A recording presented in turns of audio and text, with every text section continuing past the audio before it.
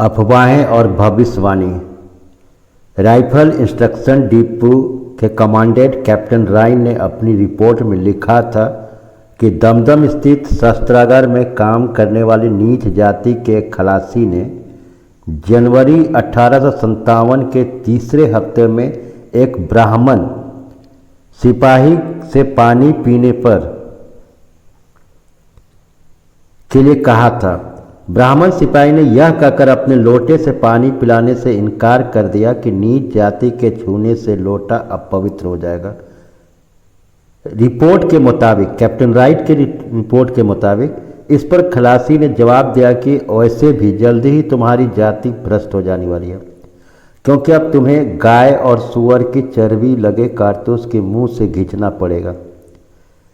अगर इस रिपोर्ट की विश्वसनीयता के बारे में तो कहना मुश्किल है, लेकिन इसमें कोई शक नहीं कि जब एक बार यह अफवाह फैलना शुरू हुई तो अंग्रेज अफसर के तमाम आश्वासनों के बावजूद इसे ख़त्म नहीं किया जा सका और इसने सिपाहियों से एक गहरा गुस्सा पैदा कर दिया।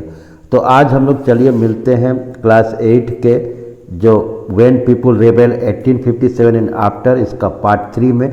आज हम लोग देखेंगे कि जब ये आंदोलन हो रहा था तो किसान क्यों इस आंदोलन में भाग ले लिए, या जो छावनी में जो थे सैनिक थे वो क्यों भाग ले लिए। इससे पहले हम लोगों ने पार्ट 2 में और पार्ट 1 में गवर्नर के बारे में कौन कौन क्या क्या पोस्ट होते उसमें लिखे, और पार्ट 1 में अवध में किस तरह हुआ।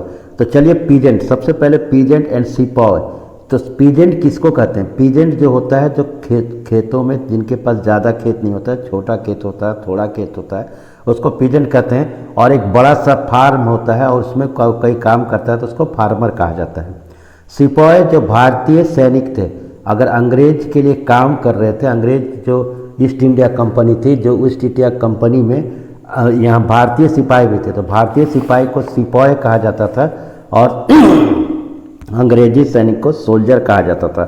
तो अब यहाँ पर जो लिखा हुआ है कि इन the country side, country side means देहात, पीजेंट एंड जमींदार रिसेंटेड मैंने गुस्साए हुए थे द हाई टैक्सेस।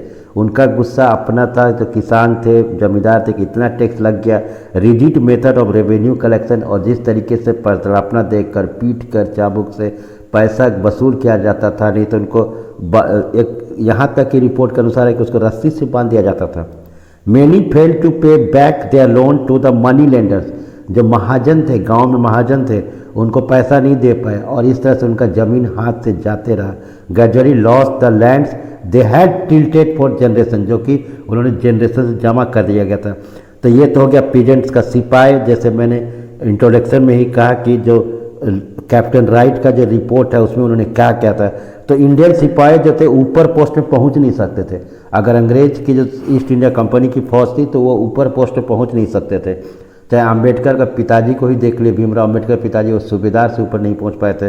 फिर उनको जो महार जाति है उनको भर्ती करने के लिए जो भारतीय सिपाही, इंडियन सिपाही है, उसको माने कि उस महार जाति वहाँ पर भाग नहीं ले सकता था। तो Indian sipahi in the employ of the company also had reason for discontent, कि जो इंडियन सिपाही जो भर्ती है कंपनी वो भी गुस्साए हुए थे। They were unhappy about their पे, जो उनकी पेमेंट थी कि जो उनको ये था सैलरी था वो कम था, अलाउंस भत्ता कम था, कंडीशन ऑफ सर्विसेज कम था। सम ऑफ न्यू रूल्स, नए रूल्स डाल दिया गया। Moreover violated their religious sensibility and believes, कि उनका जो धार्मिक छवि था वो ख़त्म कर दिया गया। अब एक था कि हिंदू धर्म या जो मुसलमान में वो लोग उस समय थे कि समुद्री यात्रा करना वर्जित था, कि वही से लिखा है कि सो वेन इन 1824 द सिपाही they are told to go to Burma by sea route to fight for the company, कि भारतीय सेना को बर्मा भेजा जाने लगा। अगर बर्मा, ये घटना जो है बैरकपुर म्यूटनी का एक और जो दमदम का बैरकपुर का वहाँ पर और हुआ था। तो ये जो घटना 1824 का, ये क्या था कि 47 जो नेटिव इन्फेंट्री था, उसका जो यूनिट था उसका नाम था 47th native infantry, denied to go Burma, उसने इनकार कर दिया कि बर्मा नहीं जाएंगे through the sea route. The camp was attacked with artillery, और इसका जो विद्रोह हो रहा था इसको जो तोप से, और ये 180 अराउंड 180 सिपाही वे किल्ड, और 180 सैनिक मारे गए, killed. General sir Edward Paget थे, इन्होंने ऑर्डर दिया था। ये जो बैरकपुर में जो वहाँ पर जनरल थे, जो माने कि सेनापति थे, सर एडवर्ड पेजेंट थे, उन्होंने ये दिया। और उस समय के अगर गवर्नर जनरल देखेंगे तो अमहर्ष थे। अगर मैंने गवर्नर जनरल का लिस्ट भी पार्ट 1 में इसमें डाला हुआ है तो वहाँ आप देखेंगे। तो वहाँ पर क्या है, दे वे सीवियरली पनिश, उनको कड़ा पनिशमेंट दिया गया। पनिशमेंट तब ने देखा है कि गोली चल दिया। And did not die down and in 1856 company passed a new law which stated every new person who took up in the company army to agree to serve overseas required। अब 1856 से जो भर्ती होने लगी तो कोई भी अगर, क्योंकि गरीबी थी तो लोग सेना में अभी भी जाते हैं कि रोजगार की तलाश में, तो उनसे एक साइन करा लिया जाता था कि उनको समुद्र विदेश जाना पड़ सकता है। Sipahi also reacted to what was happening in the countryside. सिपाही जो थे वो भी गुस्सा थे कि देहात आसपास में क्या हो रहा है, क्योंकि सभी लोग जो सिपाही थे गांव से आए थे। Many of them were peasants and had family living in the village, उनके परिवार गांव में रहते थे। So the anger of the peasant quickly spread among the sipahi, और इसलिए जो किसान का जो दुर्दशा था वो धीरे धीरे फैल गया।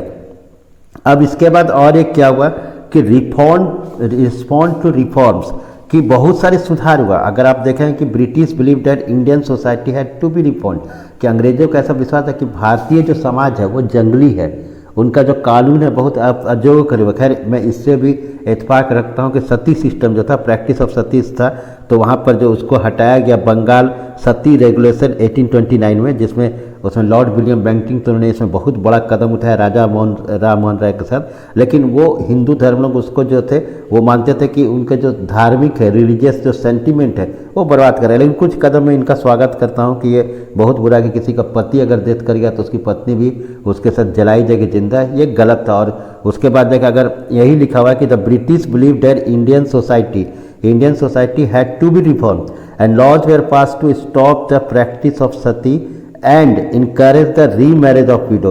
रीमैरिज ऑफ विडो था ये 1856 में लाया गया था 26 जुलाई को। और इसमें क्या था, जो विधवा हो जाती है तो उसको वो फिर शादी कर सकती है। और इसको ड्राफ्टेड जो इसको बनाया था लॉर्ड डॉलजी, लेकिन इसको लागू किया गया था लॉर्ड कैनिंग। याद रखिएगा कि जो रीमैरिज एक्ट था, रीमैरिज इसको ये कह सकते हैं कि encourage the remarriage of the widow act, ये 26 जुलाई 1856 में लाया गया था। इसको ड्राफ्ट किया गया था लॉर्ड डॉलजी, लेकिन उनका कार्यकाल खत्म हो जाता है तो इसको इम्प्लीमेंट करता है लॉर्ड कैनिंग। तो यहाँ पर ये जो था, और फिर इंग्लिश एजुकेशन अगर देखेंगे यहाँ जो लिखा हुआ है कि English language education was actively promoted. तो इंग्लिश लैंग्वेज जो अगर देखेंगे भारत में, अगर इंग्लिश लैंग्वेज या वेस्टर्न लैंग्वेज का अगर किसी को लाने का योगदान है तो लॉर्ड मैकाले 1835 में उन्होंने एक पर्शियन, जो पहले था कि ईस्ट इंडिया कंपनी का जो लैंग्वेज था पर्शियन लैंग्वेज था, क्या पर्शियन लैंग्वेज सब कुछ लिख सकते हैं, लेकिन उसको रिप्लेस करके इंग्लिश लिया है। इसलिए जैसे राजा राम मोहन राय हो, इस तरह से बड़े नेता दादा भाई नौरोजी, वो लोग पारसी भी जानते थे और इंग्लिश भी उतना बढ़िया जानते थे। After 1830 the company allowed Christian missionaries to function freely in the domain and even own land property, कि क्रिश्चियनों को अलाउ कर दे को जमीन खरीद सकते हैं। क्रिश्चियनों प्रलोभन देकर धर्म परिवर्तन करने लगे। 1815 a new law was pass to make conversion of a Christian easier, कि कोई भी क्रिश्चियन आसानी से बन सकता है। अब यहाँ क्या हो गया कि this law allowed to Indian who had converted to Christian to inherit the properties of ancestor, कि वो अगर कोई क्रिश्चियन बन जाता है तो उसको पूर्वज का जमीन मिल जाए। Many Indian began to feel that British they destroy their religion, सबको लगा कि सिस्टम जैसे सती सिस्टम, विडो रीमैरिज, फिर इस तरह से कन्वर्जन का लिया गया। तो there were of course other Indians who wanted to change existing social practices, तो यहाँ पर किसान से भी आया था। अब through the eye of the people हम लोग इसको नेक्स्ट पार्ट में देखेंगे, पार्ट 4 में मिलते हैं नेक्स्ट पार्ट में। तो यहाँ पर थैंक यू।